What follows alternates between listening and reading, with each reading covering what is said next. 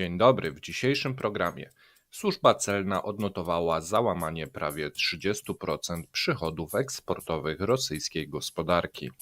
Austria wypowie umowy gazowe z Rosją. Lekcje odwagi byłych Wagnerowców. Wczoraj biznes był twój, a teraz jest nasz. Centralizacja usług pogrzebowych. 25 tankowców przestało przewozić rosyjską ropę z powodu sankcji. Zapraszamy. Dzień dobry, z tej strony Paweł Jeżowski i Mateusz Lech. Dzisiaj 13 lutego 2024.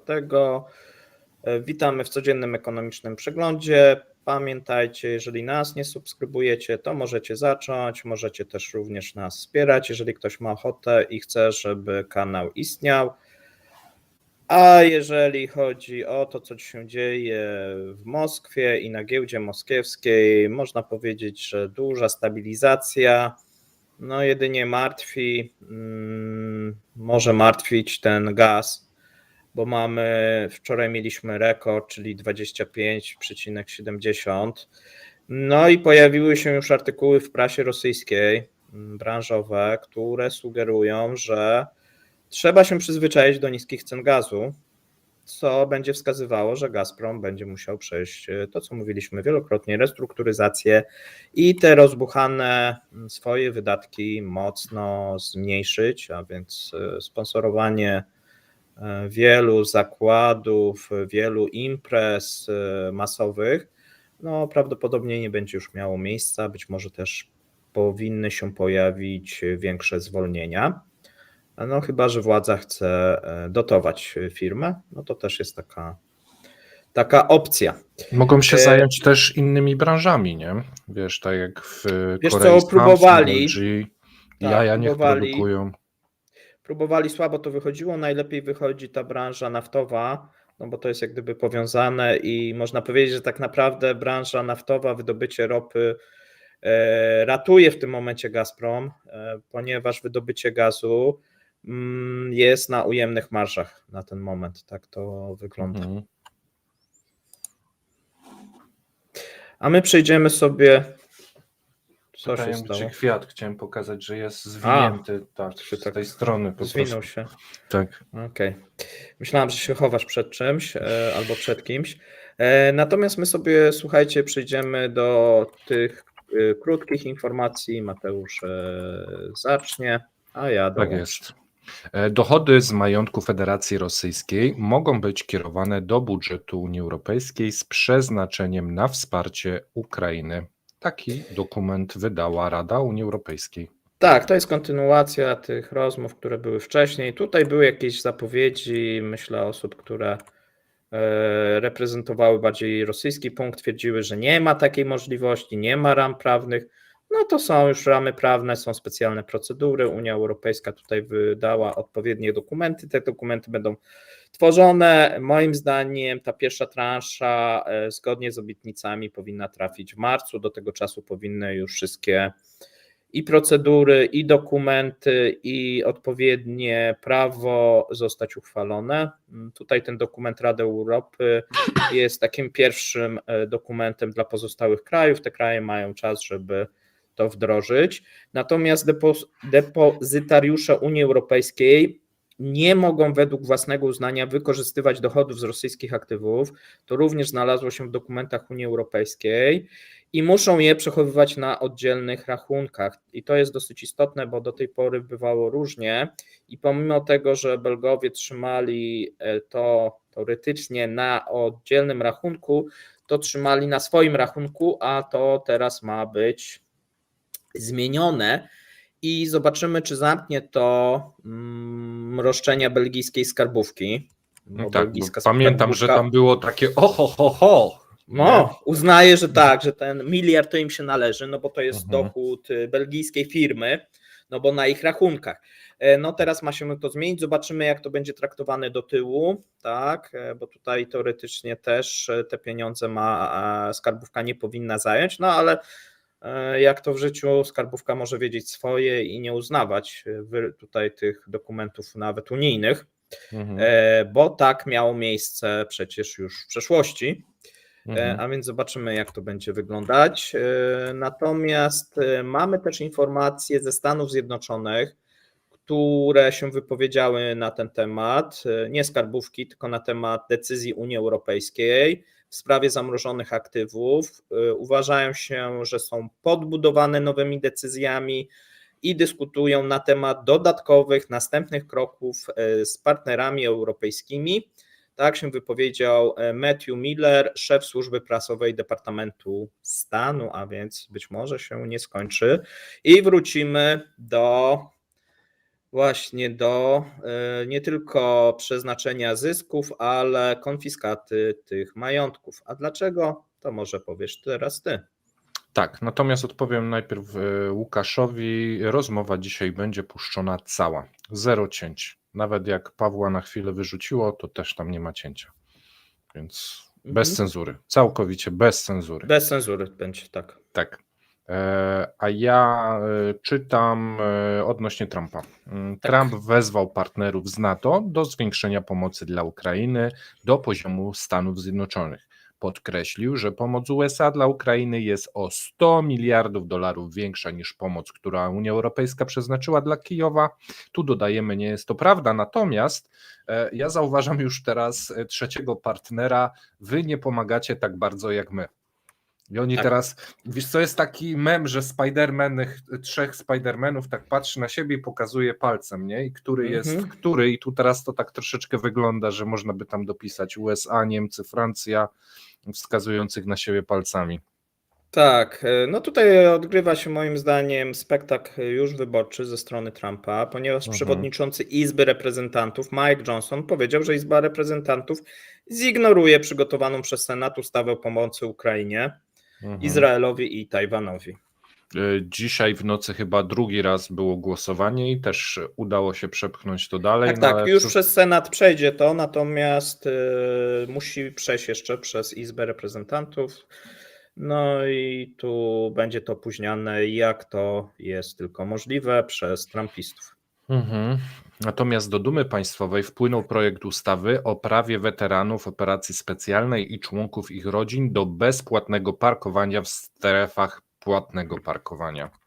Jest to poniekąd warto jechać chyba na wojnę, wtedy.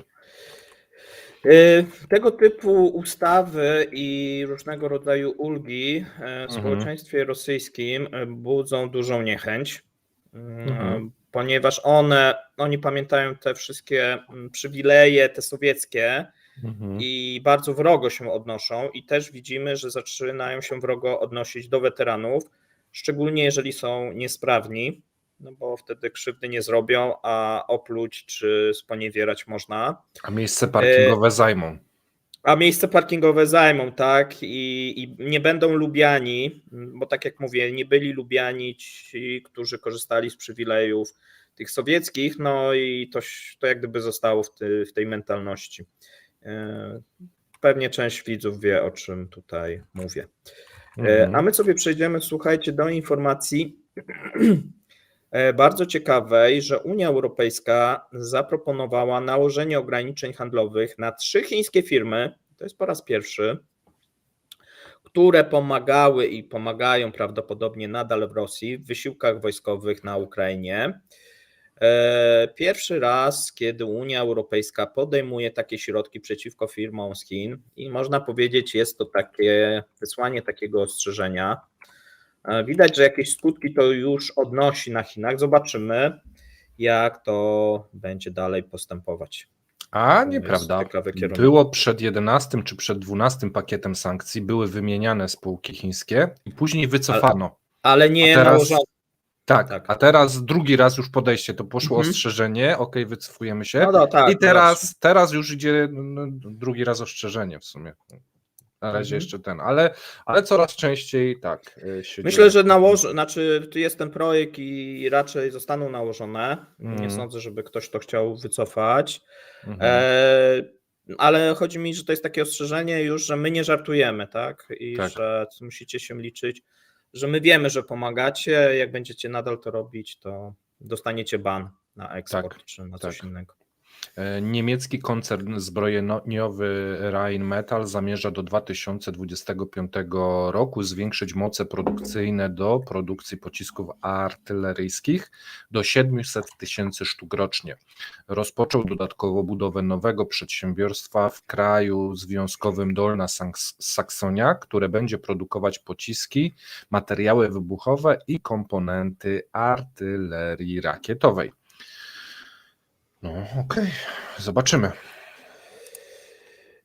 Tak, a my mamy, słuchajcie, informację, że wiceprzewodnicząca niemieckiego Bundestagu z ramienia Partii Zielonych Katrin Göring-Eckardt podczas wizyty na Ukrainie zauważyła zły nastrój w kraju z powodu opóźnień dostaw broni z Zachodu. No proszę. Tak, natomiast prezydent Rosji jest gotowy do poważnego kompromisu w sprawie Ukrainy, powiedział amerykański dziennikarz Tucker Carlson podczas przemówienia w Dubaju. Wychodzi, że po raz kolejny mieliśmy rację, natomiast może Tucker się mści na Putinie, że ten go tam zbeształ, to ten jeździ teraz po świecie. Nie, wiesz, znaczy tak, że nie, no bo tutaj chodzi o to, że wiesz, tak mu powiedział na ucho, słuchaj, ale my chcemy się dogadać, wiesz, nie mów nikomu, nie? Tylko tak. No słuchajcie, no brzmi to jakby to nie było tak poważnie. No jak to dzieciaki na podwórku kijkami, nie? Idź powiedz Jasiowi, że chcemy się pogodzić już. Tak, pogodzić, teraz, już tak. chcemy się dogadać, tak. No.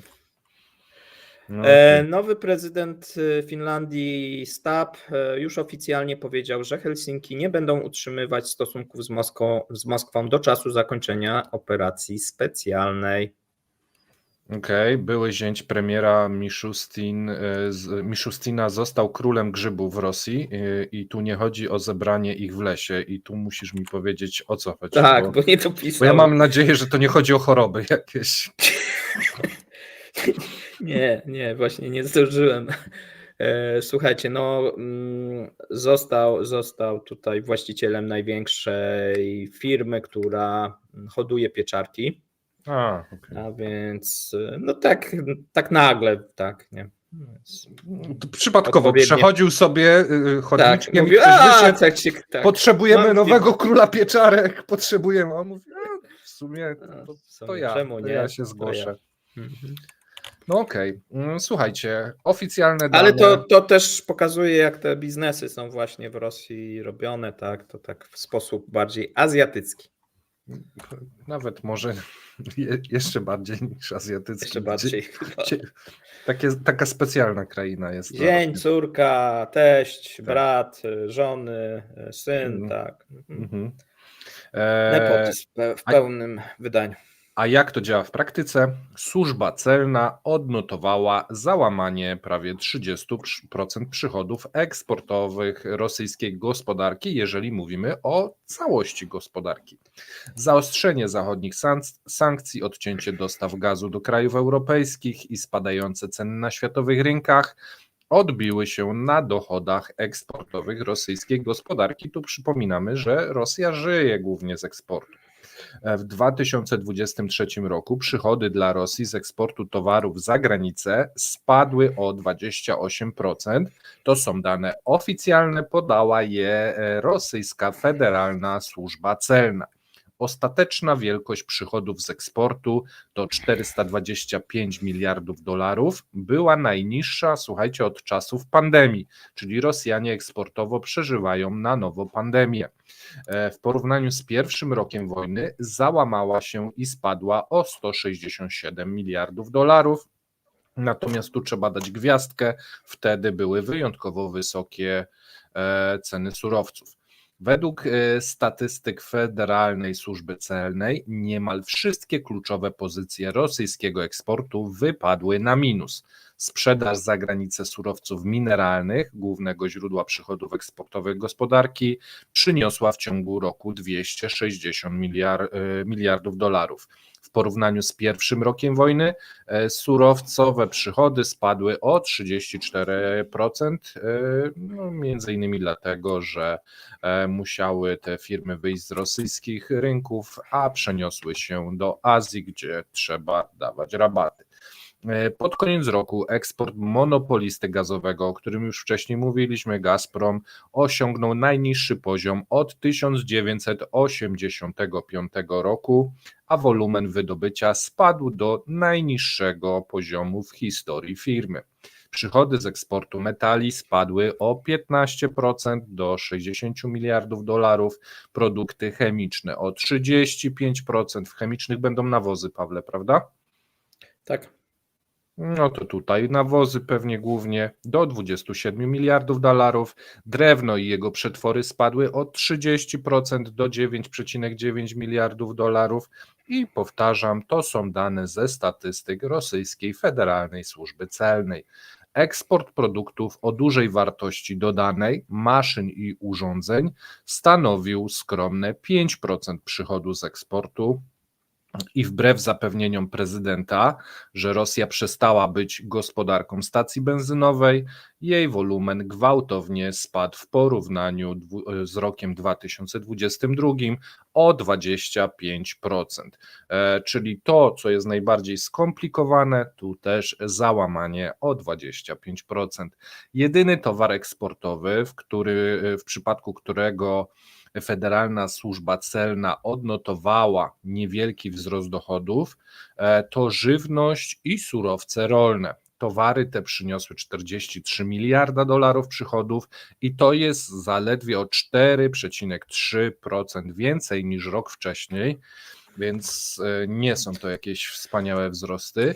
Według dostawy rosyjskich towarów do Europy, niegdyś największego rynku zbytu, według statystyk celnych spadły trzykrotnie do 84 miliardów dolarów, a 3/4 całego eksportu, czyli 306 miliarda dolarów, trafiło do krajów azjatyckich, więc ten odwrót na Azję, można powiedzieć, się dokonał. Wiąże się taki jednak zwrot na wschód z poważnym ryzykiem, o ile głównym partnerem handlowym są Chiny, 41% importu i 26% eksportu, o tyle dla Chin Rosja jest partnerem dosyć małym. Towary rosyjskie stanowią 5% chińskiego importu, a rosyjski rynek zbytu stanowi 3% chińskiego eksportu. I tu pojawia się bardzo duże ryzyko w przypadku wtórnych sankcji. Jeśli Zachód postawi Chiny pod ścianą przed wyborem między Rosją a Zachodem, odpowiedź może być na niekorzyść Moskwy. I tak uważa Instytut Gajdara. Tu, Paweł, mówiłeś, że to może być mało prawdopodobne, bo rozmawialiśmy o tym przed programem, ale istnieje poważny lewar polityczny Chińczyków, którzy mogą teraz to wykorzystywać. No i tak. Znaczy, powiem tak, tam dosyć ważnych jest kilka liczb. Trzeba by spojrzeć na to rolnictwo. Rolnictwo bardzo urosło, ta sprzedaż w wolumenie, szczególnie na Azję, czyli uzyskują bardzo często te same dochody jak w zeszłym roku, ale muszą sprzedawać o wiele więcej ze względu na niższe ceny. No i następna rzecz, Europa. Tu takie właśnie te dane, my te dane znaliśmy już wcześniej, natomiast u nas cały czas są powielane, że Europa dotuje, no to możemy sprawdzić, jak się rozkłada eksport. Eksport to jest tak, 70% obecnie to jest Azja, z czego ponad połowę to są Chiny z tej Azji, reszta to są Indie tak naprawdę i tam więcej to tak jakaś tam Korea, Japonia, jakieś małe ilości i to też spadło, a więc jest dwóch odbiorców tak naprawdę, Indie i Chiny. Indie biorą ropę, Chiny biorą wszystko z Rosji, co można, szczególnie prody rolne, ropę, gaz, jeżeli jest możliwe, no wszystko. Natomiast jeżeli chodzi o pozostałe 10%, to się dzieli na Afrykę i na Ameryki. No i można powiedzieć, że Afryka to jest 3% chyba, a obie Ameryki, czyli i południowa, północna, Kanada, Meksyk, to jest 7%. I tak mniej więcej się rozkłada ten eksport. I tutaj bardzo duży spadek, dużo Europa wykonała jednak, pomimo że my jesteśmy oczywiście niezadowoleni, bo można było więcej, to jednak trzeba spojrzeć, że mamy duży spadek i to spadek 68% rok do roku, jeżeli chodzi o eksport do Europy. To jest zamknięcie rynku praktycznie. Tak, natomiast Taki jeżeli strzał. myślicie, że to te 30, tam 28% spadku eksportu to jest mało, no to sobie zastanówcie się, jeżeli Chiny przy spadku kilkuprocentowym płaczą, że jest źle, no to Rosja, kiedy ma spadek 28%, pomimo tego, że ostatni rok był rekordowy, jeżeli chodzi o eksport, to trzeba liczyć się z tym, że wydatki w 2024 oni chcą zwiększać o 20%, nakłady na wojsko zwiększać, no wszystko chcieliby zwiększać, no ale pytanie jest z czego, tak? Oprócz tego, że można sobie tam ten pieniądz poluzować i wydrukować, no to bank centralny na to nie pozwala, więc no robi się problem. Bez poprawy tych wyników eksportowych Rosja będzie miała długofalowy problem i długofalową recesję i to bank centralny rozumie, dlatego próbuje pomagać eksporterom, natomiast rząd chyba nie do końca, ponieważ jest skoncentrowany tylko na tej specjalnej operacji i nic poza tym nie widzi. Słuchajcie, No i to oczywiście ja jeszcze tylko groźne. dodam, jako że macie tu dużo tych danych, procentów i tak dalej, one są oficjalne do zweryfikowania, do sprawdzenia, zapiszcie sobie ten odcinek, jeżeli ktoś wam będzie mówił, że Rosja ma się wspaniale, po prostu go podajcie. Tak, i że Europa pomaga, no nadal 20% eksportu trafia do Europy, no ale jeszcze jakiś czas temu ponad 50% trafiało do Europy, a więc bardzo duże spadki. A jeżeli jesteśmy przy Europie, to trzeba wspomnieć o Austrii, ponieważ austriackie Ministerstwo Energetyki zaproponowało wypowiedzenie kontraktów na dostawy gazu z Rosji. No i mamy sytuację, gdzie austriacki rząd zamierza wprowadzić odpowiednie procedury i ramy prawne, aby główny tutaj odbiorca, czyli firma OMV, miała potrzebne ramy prawne, żeby móc wypowiedzieć kontrakt, który obowiązuje do 2040 roku. Ponieważ firma OMV sama z siebie jak gdyby nie chce tego wypowiedzieć, no wiązałoby to się z karami, czeka na jakieś regulacje prawne, żeby mogli powiedzieć, no ale takie jest prawo, siła wyższa, my nic nie możemy zrobić, do rządu Austrii albo Unii Europejskiej proszę się zgłosić. Natomiast rząd Austrii nagle, może nie aż tak nagle, no ale zaczął uważać za konieczne wypowiedzenie tego kontraktu z Gazpromem. W 2023 roku rosyjski gaz stanowił ponad 64% wszystkich zakupów gazu przez Austrię, osiągając nawet w grudniu w którymś momencie 98%. OMV twierdzi, że w celu rozwiązania kontraktu konieczne jest przyjęcie przez władze austriackie odpowiedniej ustawy i tak dalej. Austria jest jednym z największych pozostałych odbiorców Gazpromu w Europie, przypomnijmy, który nadal realizuje kontrakty długoterminowe. I rosyjski gaz, też przypomnijmy, nie podlega sankcjom w Europie i jest importowany do kilku krajów rurociągami lub terminalami LNG, tak jak wiecie, o tym mówiliśmy. No i teraz powiedzmy troszeczkę o liczbach. Austria po odmowie większości odbiorców rosyjskiego gazu w Unii Europejskiej nadal pozostaje największym, w sumie jakby nie liczyć Turcji, to chyba będzie największy odbiorca gazu rosyjskiego. W 2023 Rosjanie dostarczyli 8 miliardów metrów sześciennych rocznie, tak to wyglądało. I Austria zużyła tak mniej więcej 7 miliardów, natomiast 1 miliard wyeksportowała na zewnątrz rosyjskiego gazu. To oczywiście dało też podstawy niektórym prorosyjskim tutaj twitterowiczom mówienia, że Niemcy biorą ten rosyjski gaz i pozostałe kraje. I chyba są naciski, wydaje się, tak patrząc na ten rząd Austrii, żeby po pierwsze ten eksport ukrócić, ponieważ Europa nie potrzebuje rosyjskiego gazu dodatkowego. Tutaj OMV po prostu na tym zarabiał. Nie spotkało się to z aprobatą, jeżeli chodzi o szczególnie Unię Europejską. Natomiast jakie są wypowiedzi OMV, bo to jest ciekawe, do tej pory oni mówili, że nie ma takiej możliwości, żeby zrezygnować, natomiast zmienia się podejście też firmy, ponieważ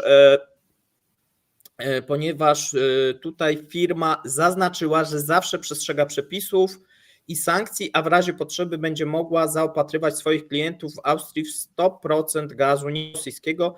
W tym celu trwają od dłuższego czasu prace nad dywersyfikacją dostaw.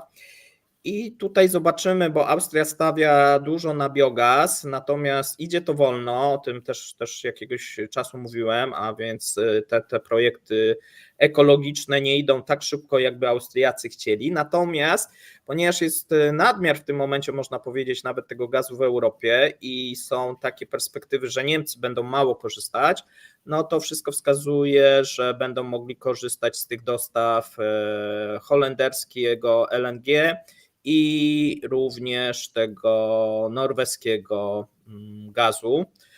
Na razie nie mają kontraktów długoterminowych, musieliby wszystko w spocie kupować, natomiast twierdzą, że są gotowi, moim zdaniem nie są jeszcze gotowi, ale widocznie Ale to już jakieś przebłyski ale jest blisko, takie są. tak, już jest blisko. Prawdopodobnie Austriaków co mogło przekonać? W grudniu prezydent Władimir Putin, no proszę.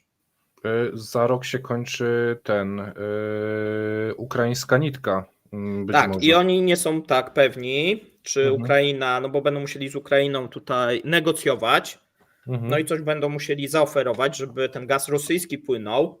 Ale to też jest dobry moment, żeby zerwać kontrakt, bo to będzie nie z ich winy. Więc oni mogą to przeciągnąć do końca roku, zabezpieczyć się, a potem Ukraina powie, my robimy stop temu gazociągowi, a wy się martwcie, a Austria powie, no myśmy się już pomartwili i sobie zrobiliśmy zakupy, to jest problem Rosjan, nie nasz, my powinniśmy dostać go pod dom, że tak powiem. No pewnie tak jest kontrakt skonstruowany, że to Rosjanie zabezpieczają tą dostawę do Austrii. Jeżeli im się nie uda, to jeszcze wyciągną jakieś odszkodowania być może? Raczej wejdzie siła wyższa, myślę, bo odmowa tranzytu może być tak potraktowana. Ja nie znam tej umowy, nie widziałem jej. No ale to nikt jej chyba nie widział. Składa się to w jakąś logiczną całość w tym momencie.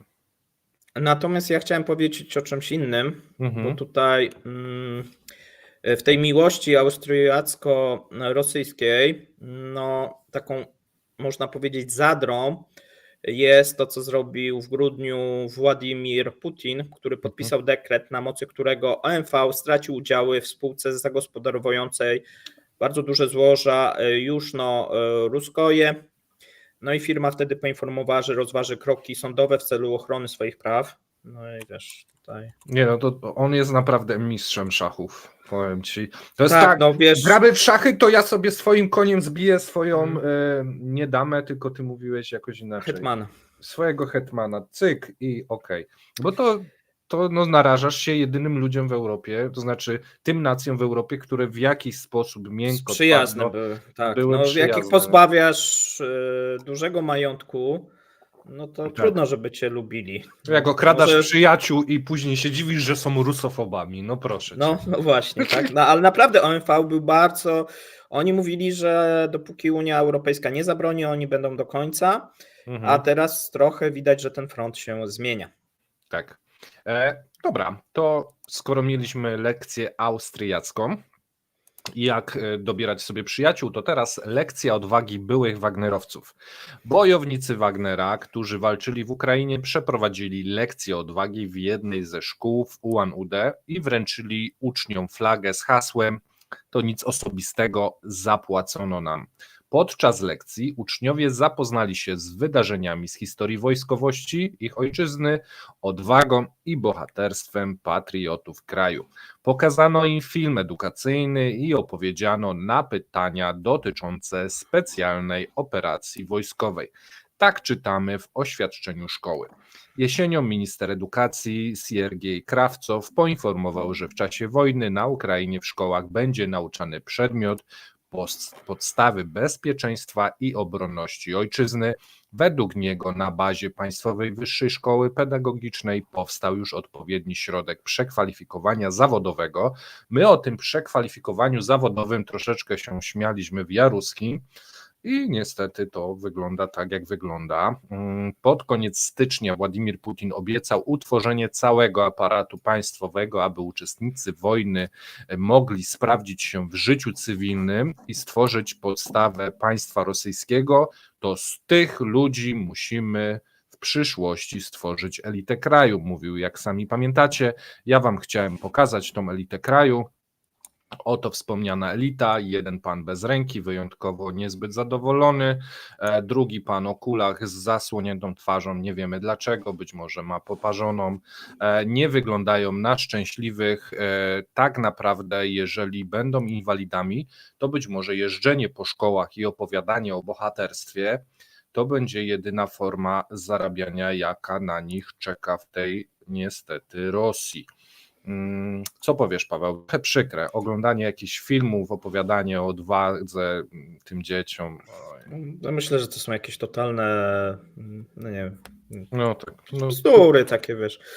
No reżim chyba jest gdzieś na tym poziomie Niemiec nazistowskich, bo niektóre wręcz jak gdyby analogie się tutaj rzucają.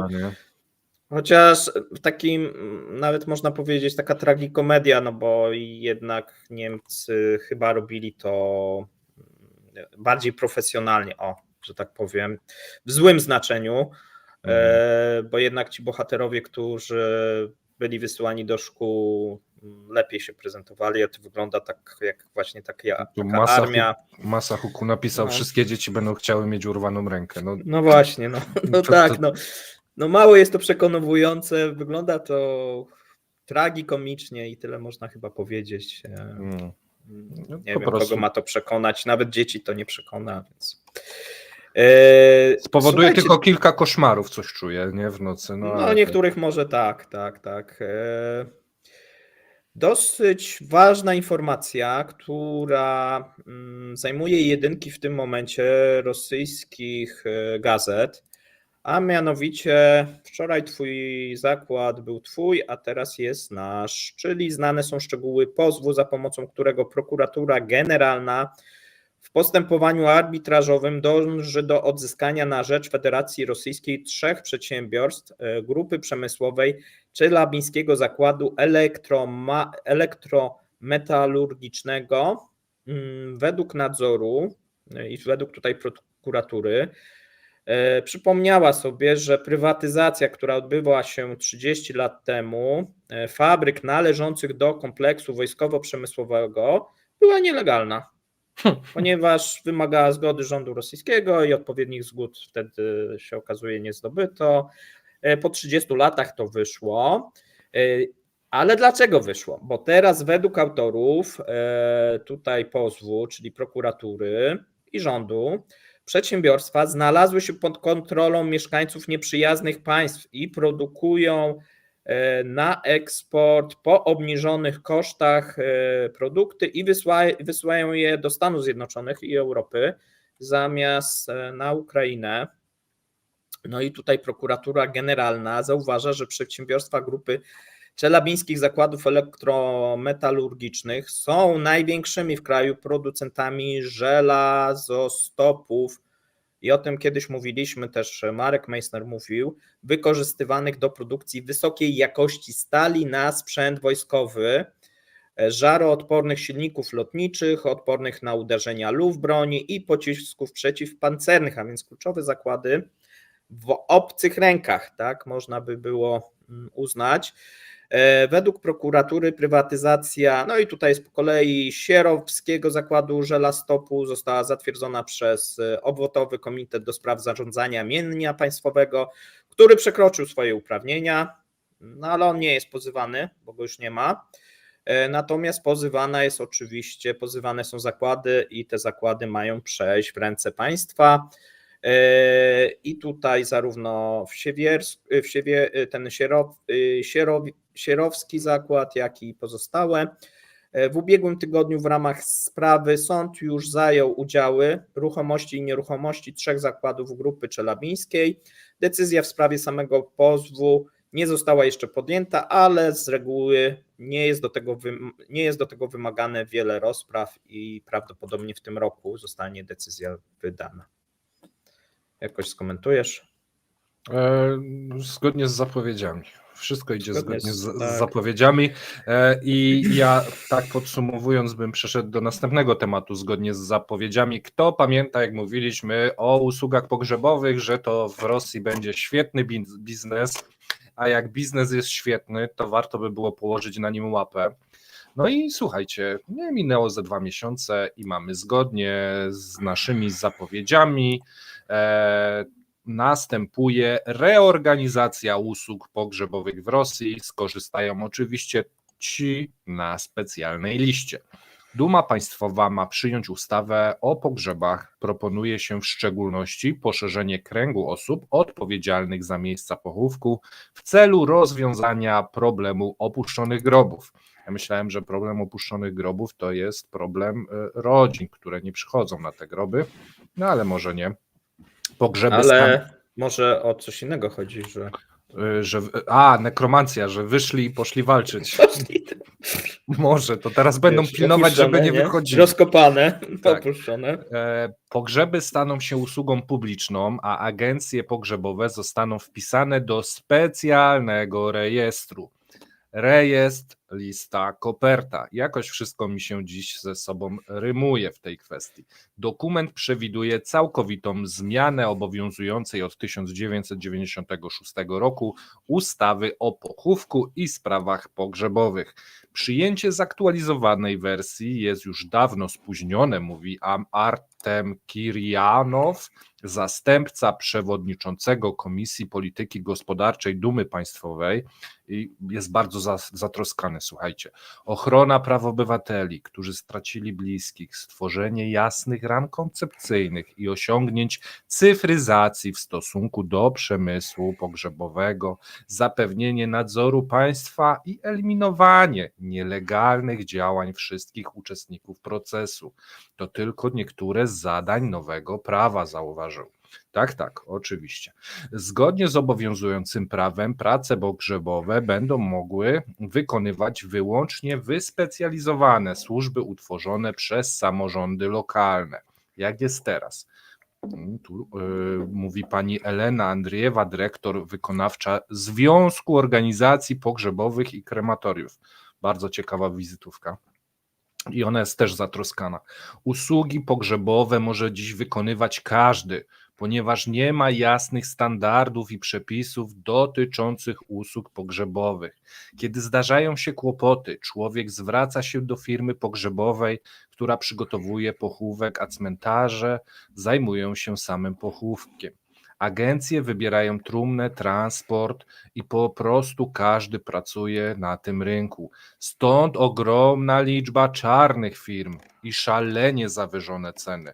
Tu akurat to stwierdzenie podał szef Komisji do Spraw Pogrzebów Rady Społecznej Ministerstwa Budownictwa, pan Paweł Kodysz. Mamy wciąż ten sam schemat. Ci wyzyskiwacze, ci oszuści, czarne i szarne firmy robią co chcą, są jak plaga, ale my się wami zaopiekujemy, wprowadzimy nowe prawo, będzie lista, będzie lepiej, będzie taniej.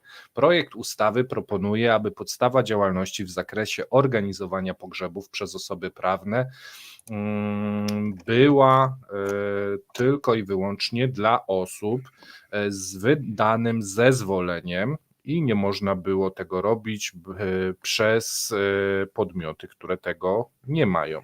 I to jest właśnie sedno tej ustawy. Musi być lista. Lista, na której, aby się znaleźć, potrzebne są koneksje i kasa. Warto zainwestować, gdyż w Rosji sektor pogrzebowy to obecnie żyła złota. Nie może być tak, że ktoś z ulicy zacznie pracować sobie w tym sektorze i zacznie zarabiać. To nie jest tak, Paweł, że ty idziesz losowo i zostajesz królem pieczarek nagle. To nie może tak być, że idziesz i wpadniesz na pomysł, będę chował ludzi i zostaniesz milionerem. No właśnie chciałem się zapytać, czy już wiadomo na tej liście, kto jest i czy to są już całe rodziny? Myślę, że całe powiązane, rodziny czy... będą przejmować sektory właśnie pogrzebowe, ale to jest dokładnie jota w jotę. Myśmy, jak chcecie, odszukajcie, nawet jest okładka z taką trumną czy Tak, coś. Możecie zapowiadali odszukać. to. Zapowiadaliśmy, że tak będzie i jest I że dokładnie będzie tak. lista, tak? Mówiliśmy, Że będzie lista. firm Tak. koncesjonowanych, tak? Teraz już też wiemy, co trzeba zrobić, żeby znaleźć się na liście, bo wtedy mówiliśmy, że nie wiemy, a już teraz wiemy. Myślę, że tak jak z pieczarkami, trzeba się po prostu dobrze ożenić. Widzisz, a potem może będzie mówiłem ci komisarz kiedyś, pogrzebowy. jak zostać milionerem, tak? Mówiłem, tak, że dobrze się wrzenić, tak. Dobrze się wrzenić. No i tutaj myślę, że to jest jeden ze sposobów. No, myślę, że też tutaj inne osoby, no słuchajcie, no bardzo źle wygląda to tworzone prawo w Rosji. Rząd już się nie kryje, tak? Ponieważ jest specjalna operacja, to już nikogo nie interesuje, czy kto jest czyim wzięciem, kto jest czyim teściem i tak dalej. Ale wręcz że otwarcie wykorzystują narrację tworzone jest dokładnie prawo. tą samą na każdą branżę. Ci Tak. źli oszuści, my teraz wprowadzimy Spekulanci, prawo, będzie tak. lista i tylko na tej liście handlować będą mogli, wtedy będzie przejrzyście. No tak. Tak, no wiadomo, każda taka lista, wiadomo, co będzie powodować. Natomiast my sobie, słuchajcie, przyjdziemy. Banderole na trumnie tutaj. Naprawdę. Tak. Macie fantazję, tak. Dosyć dużym echem odbił się artykuł Bloomberga. My to zapowiadaliśmy, natomiast Bloomberg zliczył tankowce, które przestały rosyjską ropę wozić. No i okazało się, że z 50 zachodnich tankowców, które zostały objęte sankcjami przez Stany Zjednoczone, mówimy o tych grudniowych sankcjach, od października 2023 roku około połowa tankowców przestała wozić ropę z Rosji. To zdaniem agencji potwierdza, że zaostrzenie restrykcji umożliwia wywieranie presji na Moskwę. I to jest chyba pozytywna informacja dla Amerykanów, bo widać, że ich sankcje działają i warto zauważyć, że duża część tankowców zachodnich jest typu wahadłowego i nie wspomaga już floty cienia, no bo tutaj oczywiście zaraz, no ale Rosjanie mają flotę cienia, ale ta flota cienia zakładała używanie tankowców wahadłowych często właśnie zachodnich. I już duża część i większość tych tankowców wahadłowych nie pływa dla Rosjan, co znacznie utrudnia proceder, a przede wszystkim zwiększa znacząco koszty. Jednocześnie właśnie zwiększa to ryzyko katastrofy ekologicznej. No i to pytanie do Ciebie, taki konkurs zrobimy. Miałeś korepetycję u Tomka. Miałem. Jak myślisz, dlaczego zwiększa to ryzyko katastrofy ekologicznej? I co to jest ten tankowiec wahadłowy? Być może wytłumaczysz słuchaczom. Słuchajcie, tankowiec wahadłowy. Tankowiec wahadłowy to jest bardzo duży tankowiec, który można ładować w portach, ale można też przeładowywać na morzu. Więc on może służyć do tego, żeby te małe kajaczki, te takie, wiecie, łódeczki, mini tankowce sobie dopływały. Tak, dopływały sobie gdzieś tam przez Morze Śródziemne w miejsce, nie wiem, za Gibraltar i ładowały ropę do większego i on sobie płynie dookoła Afryki czy gdzieś i dostarcza ropę. I w tym momencie, jeżeli dobrze rozumiem, to Rosjanom te duże tankowce zostały odcięte, więc oni zostają z tymi małymi i średnimi tankowcami, które kupili z Grecji i tam innych państw, które robiły te krótkie trasy. No i to teraz, tak jak kajakiem wypłynąć na ocean, że te sztormy i tak dalej, to wszystko będzie bardziej podatne, bo to nie są przygotowywane tankowce do takich dużych tras i dlatego myślę, że to jest właśnie problem.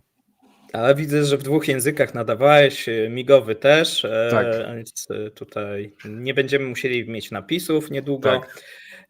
Słuchajcie, tak, to jest, słuchajcie, prawda, co Mateusz powiedział, duże ryzyko w tym momencie katastrofy. Te tankowce wahadłowe to są często też nowe, dosyć wytrzymałe statki, natomiast Departament Skarbu USA poinformował, że restrykcje osiągają oba cele, czyli pozbawienie Rosji zysków ze sprzedaży paliw oraz wpłynięcie na stabilność rynków energii.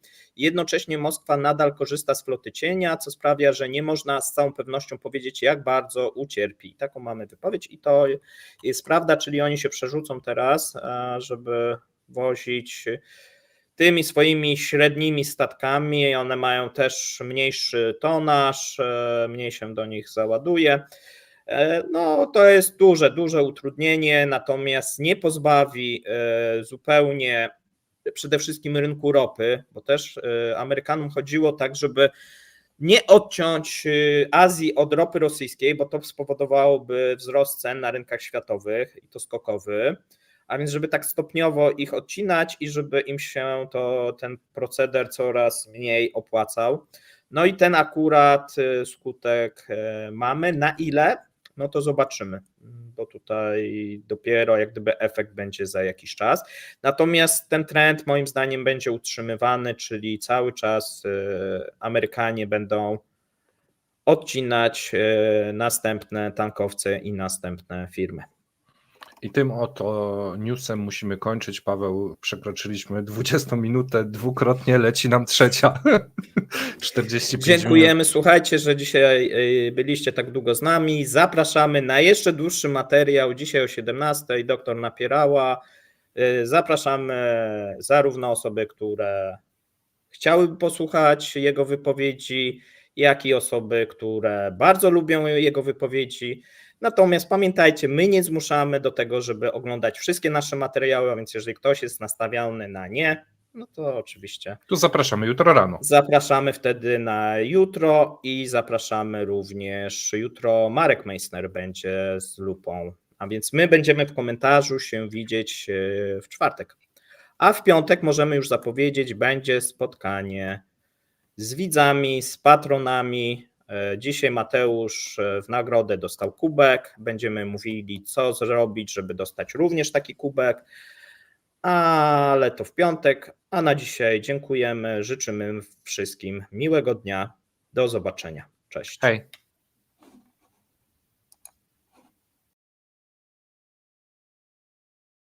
Materiał ten powstał dzięki wsparciu społeczności patronów. Jeżeli chcesz wesprzeć autora i konkretny format, zapraszamy do linku w opisie pod filmem. Dziękujemy.